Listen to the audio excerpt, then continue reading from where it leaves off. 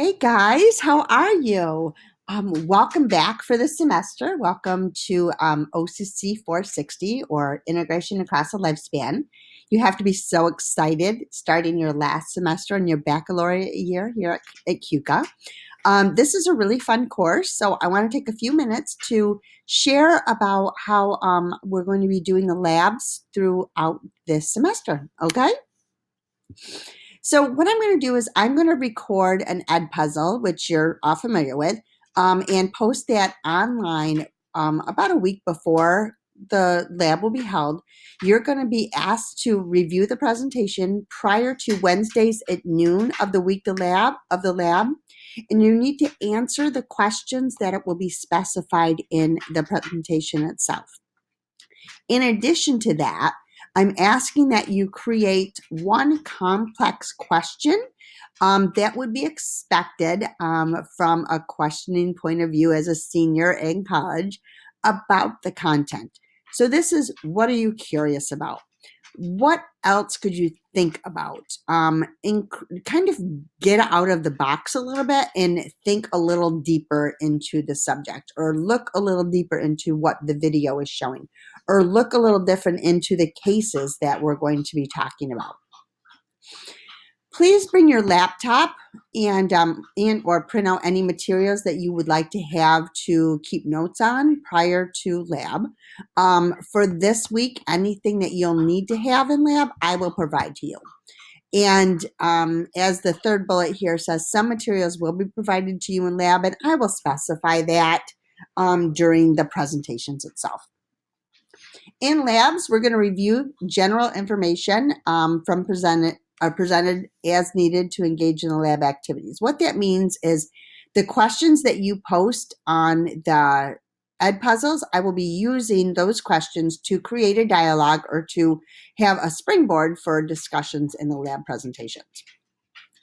I'll be sharing student feedback from those as well, and I will also be randomly asking students to share what their question was. So make sure you're prepared for that. You're going to be working in small groups, or you're going to be working with partners.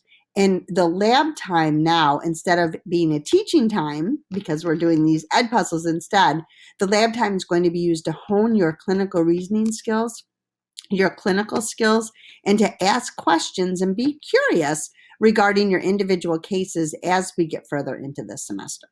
So let's get started in talking about what clinical reasoning is and what we're going to be doing this week. This week, we're going to be looking at clinical reasoning skills when reviewing medical and developmental information. So I don't know if you, when you were on your level 1 fieldwork experiences, you hopefully had the opportunity to look at either a medical record or a developmental record. And I hope you kind of said to yourself, holy crap, how am I going to remember all of this information? There is so much stuff here. Part of clinical reasoning is identifying what information is pertinent that you need at this moment. What do you need to know in the future? And then what is the past information that the client is bringing forward that is also important? That's part of those skills. So we're going to be looking to identify this information. We're also going to be looking at who looks at this information on these clients. What information do different professionals need that maybe we do or don't need? And then we're also going to talk about that reports, anything that is written or documented, because nowadays a lot of times they are electronic health records or electronic medical records. Anything that is in this information is legal. And I'm sure that you know that, but we're going to talk more about that as well. When you're in class for the first lab, you're going to be pairing up and we're going to be completing a clinical reasoning worksheet that really looks at how to review medical and developmental records. We're going to be using a document out of Dr. Smith's book, OT, Transition from the Classroom to the Clinic, and I will be bringing a copy of that with you. Within this format, we're going to be talking about information that is subjective, objective, what is assessment or appraisal, like what are you trying to identify, or there's another word I'm thinking of, interpretation. And then what is the plan? Okay, I know you've looked at SOAP notes. So we're going to be using the general content with the subjective, the objective, the assessment, interpretation, and plan to be talking about that. So what I want to do is take a minute to kind of give you some reminders about what subjective is. So when you're talking about subjective, these are things that a patient says, right? So my throat is sore, or maybe my body hurts, or I haven't been home for 4 days, or my child is sick, or I am ill, or I hurt. These are all subjective information. These are things that patients say, and often we can put them within quotes. Other information, such as patient's medical history, like past medical history, past surgical history, past social history, should also be indicated at this point.